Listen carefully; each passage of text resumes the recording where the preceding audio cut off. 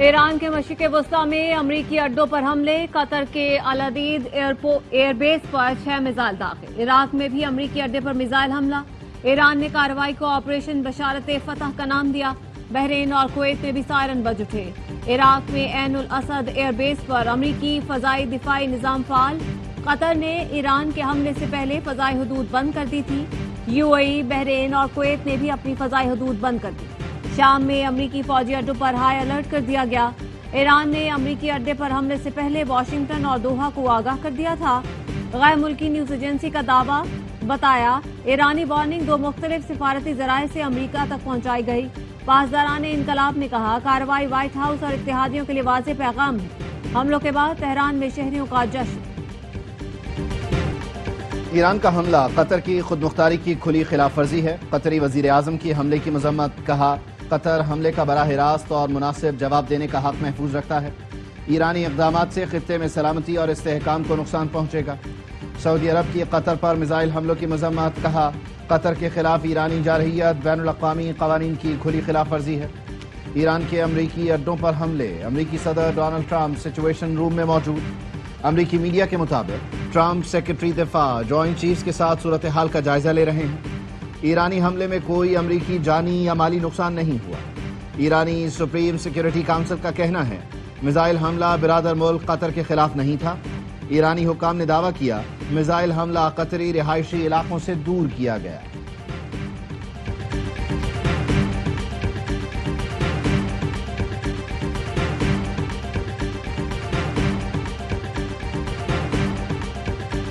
PIA نے پاکستان سے قطر، Bahrain, Kuwait اور دبئی کا فضائی آپریشن منسوخ کر دیا۔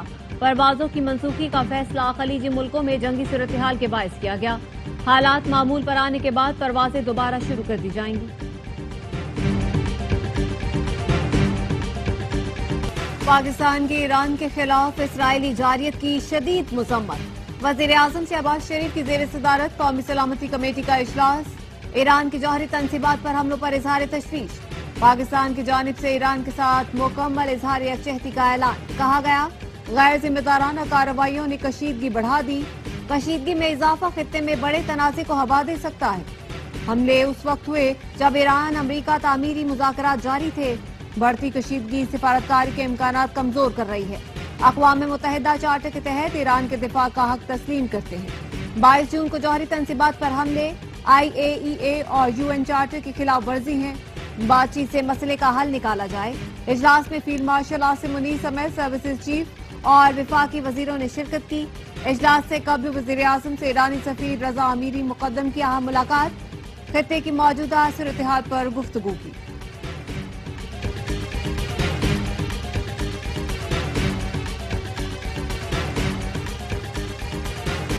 امریکی صدر ڈونلڈ ٹرمپ نے ایران میں نظام حکومت کی تبدیلی کا اشارہ دے دیا۔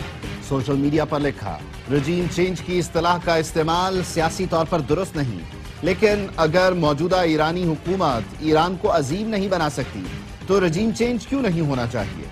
ایران میں ہمارے حملے بہت درست اور ہدف پر تھے۔ تمام ایرانی جوہری تنصیبات پر حملہ کر کے انہیں مکمل تباہ کر دیا۔ ایک اور پوسٹ میں لکھا، تمام ملک تیل کی قیمتیں نیچے رکھیں، میں دیکھ رہا ہوں تم دشمن کے ہاتھوں میں کھیل رہے ہو، ایسا مت کرو۔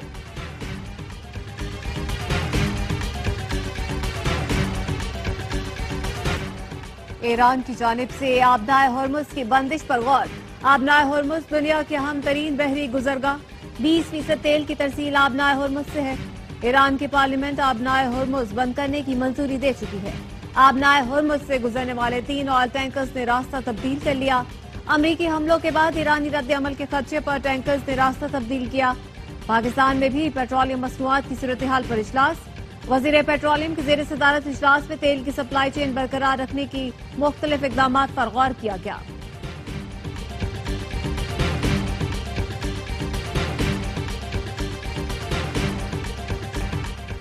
آبنائے ہرمز کو بند کرنا معاشی خودکشی کے برابر ہوگا۔ ایران نے ایسا کچھ کیا تو یہ بھیانک غلطی ہوگی۔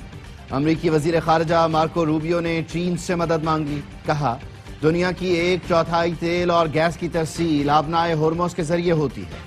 چین ایران کو آبنائے ہرمز بند کرنے سے روکے۔ برطانوی وزیر خارجہ کا ایرانی ہم منصب کو فون۔ امریکی اڈوں پر حملے یا اپنائے ہرمز بند کرنے سے باز رہنے کی وارننگ دے دی۔ برطانیہ نے ایران پر امریکی حملوں سے لا تعلقی بھی ظاہر کی۔ پارلیمنٹ سے خطاب میں ڈیوڈ لیمی نے کہا، مشرق وسطی میں اتحادیوں کے دفاع کے لیے تیار ہیں۔ ایران دنیا کو باور کرانے میں ناکام رہا کہ وہ جوہری ہتھیار نہیں چاہتا۔ ہم نے برطانوی شہریوں کو اسرائیل سے نکال لیا ہے۔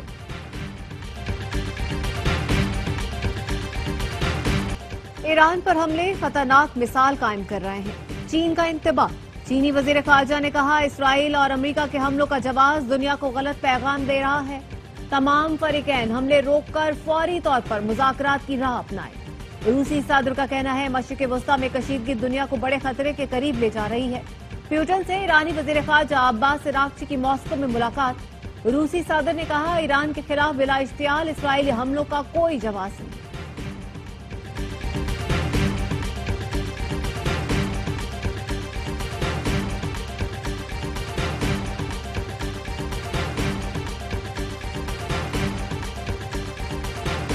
اسرائیل کا لڑاکا طیاروں سے ایران پر ایک اور بڑا حملہ۔ مہر آباد، مشہد، یزد سمیت 6 ہوائی اڈوں کو نشانہ بنایا۔ 15 لڑاکا طیارے اور ہیلی کاپٹر تباہ کرنے کا دعویٰ۔ تہران میں 5 تارانہ انقلاب کے مرکز، جیل، یونیورسٹی کو نشانہ بنایا۔ سرکاری ٹی وی کے دفتر اور مرکزی بجلی گھر کو تباہ کر دیا۔ اسرائیل کی تباہی کا پیغام دینے والی علامتی گھڑی بھی صہیونی حملے میں تباہ۔ امریکہ کے بعد اسرائیل نے بھی فردو کے جوہری مرکز کو نشانہ بنایا۔ اسرائیل کے حملوں میں 3 بریگیڈیئر اور کئی سپاہی شہید۔ میزائل سٹوریج، ریڈار اور سیٹلائٹ سسٹم کو نقصان پہنچا۔ ایرانی غیر سرکاری تنظیم کے مطابق اسرائیلی حملوں میں 250 فوجیوں سمیت 950 سے زائد لوگ جان گنوا چکے۔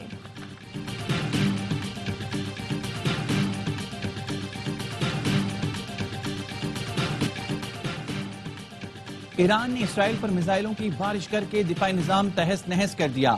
تل ابیب، اشقلون، اشدود پر درجنوں میزائل فائر کی۔ نیول بیس اور پاور پلانٹ کو نشانہ بنایا۔ ادوت میں اسرائیل الیکٹرک کمپنی اسٹریٹجک ڈھانچہ تباہ۔ بڑی آبادی کو بجلی کی فراہمی معطل ہو گئی۔ شمالی اسرائیل میں ایک ریڈار سائٹ کو نشانہ بنایا گیا۔ ایرانی فوج کا ایک اور اسرائیلی طیارہ گرانے کا بھی دعویٰ۔ امریکہ جنگ میں براہ راست شریک ہو چکا۔ حملے کے لیے ایرانی فوج کے ہاتھ کھل گئے۔ ایران کے chief of army staff general عبد الرحیم موسوی نے خبردار کر دیا۔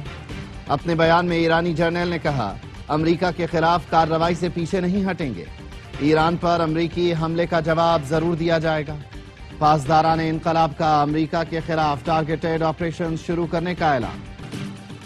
ایرانی نائب وزیر خارجہ ماجد تخت کا کہنا ہے، ایران این پی ٹی سے دستبردار نہیں ہوگا، پرام مقاصد کے لیے یورینیم کی افزودگی جاری رکھے گا۔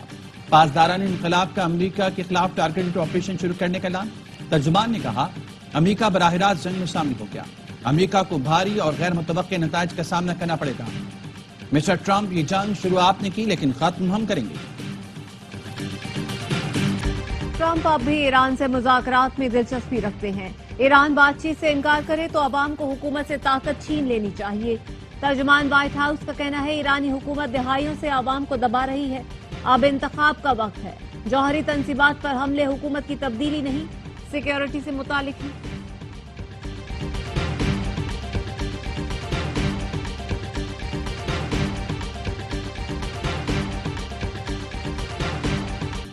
ہمیں ایران کے لیے بات کرنا ہوگی، ورنہ کل ہم پر حملہ ہوا تو آواز اٹھانے والا نہیں بچے گا۔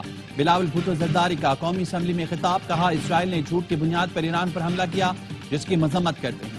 اسرائیل امریکہ کو ایسی جنگ میں دھکیل رہا ہے جس کے امریکی عوام بھی حامی نہیں۔ فخر ہے ہم نے خطے میں نیتن یاہو کی سستی کاپی کو ہتھیاروں، سفارتکاری اور بیانیے کی جنگ میں ہرایا۔ بھارت اپنے موقف سے پیچھے ہٹ گیا کہ کشمیر اس کا اندرونی مسئلہ ہے۔ بھارت نے ہمارا پانی روکا تو جنگ لڑیں گے اور تمام 6 دریاؤں سے پاکستان کے عوام کو پانی دلائیں گے۔ پیپلز پارٹی کا وفاقی بجٹ کو سپورٹ کرنے کا اعلان۔ بلاول بھٹو کہتے ہیں، حکومتی پالیسی سے معیشت میں بہتری آئی، مہنگائی میں کمی ہوئی۔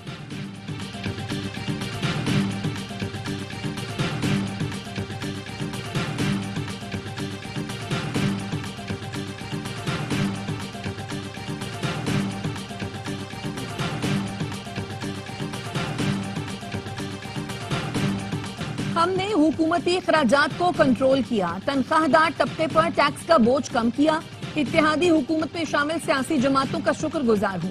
وزیر خزانہ محمد اورنگزیب کا قومی اسمبلی سے خطاب، کہا صنعتی پالیسی کا اعلان جلد کیا جائے گا، ہم ڈیجیٹائزیشن کو فروغ دے رہے ہیں، ٹیکس قوانین میں بہتری لا رہے ہیں، ماحولیاتی آلودگی سے بچنے کے لیے بجٹ میں تجاویز دی گئی ہیں، حکومت نے سولر پینلز پر جی ایس ٹی کی شرح پر کمی کی ہے، حکومت سولر پینلز از خود مہنگے کرنے والوں کے خلاف کارروائی کرے گی، ایف بی آر کو حاصل اختیارات کا ایک بار پھر جائزہ لیا گیا، اب 5 کروڑ روپے تک کے کیسز میں ایف بی آر گرفتاری نہیں کر سکے گا، گرفتاری کی منظوری 3 رکنی کمیٹی دے گی۔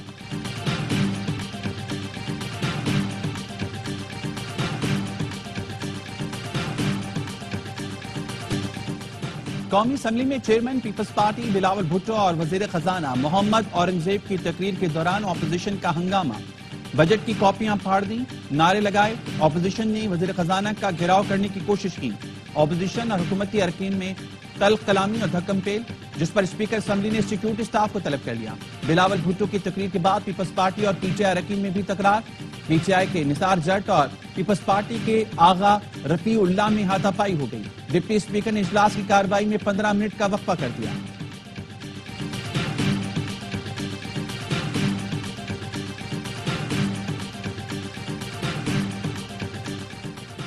پی ٹی آئی ارکان اس قابل نہیں کہ انہیں پارلیمنٹ میں بیٹھنے دیا جائے، پیپلز پارٹی کے رہنما راجہ پرویز اشرف کا پی ٹی آئی ارکان کے احتجاج پر رد عمل، کہا یہ بانی پی ٹی آئی سے وفا نہیں کریں گے، بانی کو خبردار کر رہا ہوں، یہ آپ کے دشمن ہیں۔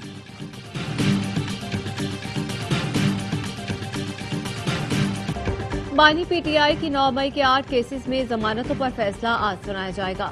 لاہور ہائی کورٹ کے عملے نے کمرہ عدالت میں موجود پی ٹی آئی کارکنان کو آگاہ کر دیا، جسٹس شہباز رضوی اور جسٹس طارق محمود پر مشتمل بینچ نے فیصلہ محفوظ کیا تھا۔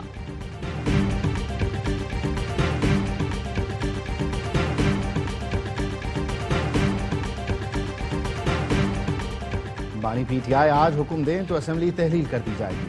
وزیر اعلیٰ خیبر پختونخوا علی امین گنڈاپور کا اسمبلی میں خطاب، کہا اسمبلی ختم کر سکتا ہوں اور کر بھی دوں گا، بانی کا اختیار ہمارے پاس امانت ہے، کسی اور کو استعمال نہیں کرنے دیں گے، جب ہی بانی پی ٹی آئی سے ملاقات ہوگی بجٹ پر رہنمائی لی جائے گی، بجٹ میں تبدیلی کا کہا تو 24 گھنٹے میں کر دیں گے، خیبر پختونخوا اسمبلی نے بجٹ کی منظوری دے دی۔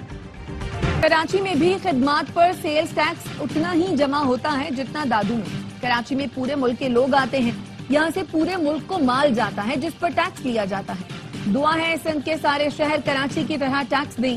وزیر اعلیٰ سندھ مراد علی شاہ کہتے ہیں مل کر آگے چلیں تو صوبے کی بہتر خدمت کر سکتے ہیں، اپوزیشن کو ہر بات پر مطمئن کر لیا پھر تو اپوزیشن ہی نہیں رہے گی۔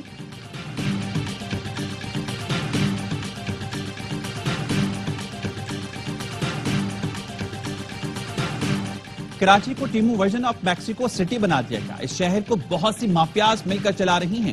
اپوزیشن لیڈر سندھ اسمبلی علی خورشیدی کہتے ہیں میئر کراچی کو پیپلز پارٹی کی پوری سپورٹ ہے، مرتضی بہاب ایڈمنسٹریٹر بھی رہے ہیں، کوئی ان سے سوال کرے کراچی دنیا کے ناقابل رہائش شہروں میں کیسے شامل ہو گیا؟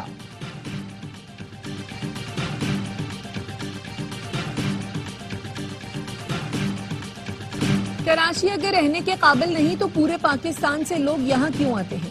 سندھ کے سینئر وزیر شرجیل میمن کا صوبائی اسمبلی سے خطاب، کہا پہلے مسائل تھے لیکن اب چیزیں بہت بہتر ہو گئی ہیں، دنیا کی نظریں تھر پارکر اور اس کے کوئلے پر ہیں۔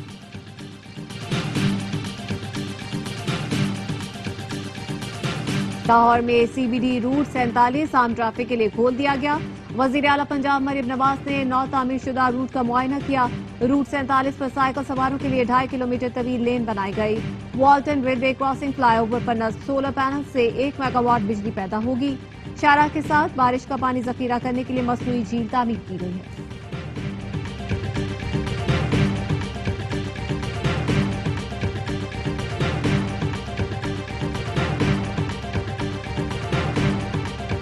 غزہ پر دہشت گرد اسرائیلی فورسز کے وحشیانہ حملوں میں مزید 39 فلسطینی شہید، 300 سے زیادہ زخمی ہیں، امدادی مراکز پر فائرنگ سے 3 فلسطینی جان سے گئے، قابض فوج کی پناہ گزین کیمپس پر بمباری جاری، سیف زون پر اسرائیلی جاریہ سے محفوظ نہیں، شہید فلسطینیوں کی مجموعی تعداد 56,000 ہو گئی، 1,31,500 سے زیادہ زخمی۔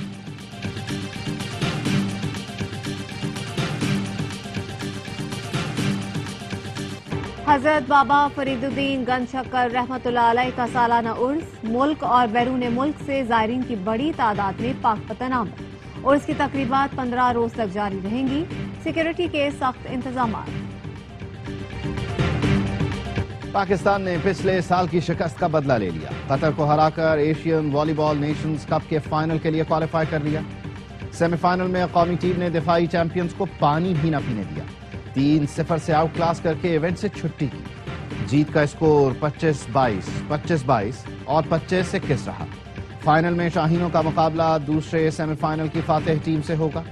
تمام مقابلے اسپورٹس پر براہ راست. ایشین 6 ریڈ سنوکر چیمپئن شپ میں پاکستانی کھلاڑیوں کی دھوم. محمد آصف، اویس منیر اور محمد سجاد نے پری کوارٹر فائنل کے لیے کوالیفائی کر لیا. کولمبو میں جاری ایونٹ کے گروپ مرحلے میں اویس نے تینوں میچ جیتے. بھارت کے پشپندر سنگھ کو بھی 4-2 کے اسکور سے شکست دی. آصف اور سجاد نے بھی 2-2 مقابلے جیت کر ناک آؤٹ مرحلے میں جگہ بنائی.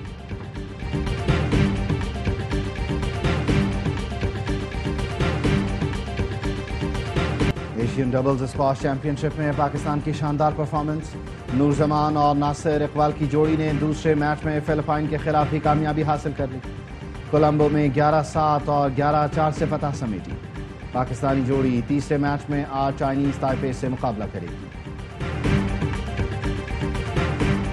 اور فلم لو گرو نے پاکستان سمیت دنیا بھر میں کامیابی کے جھنڈے گاڑ دیے.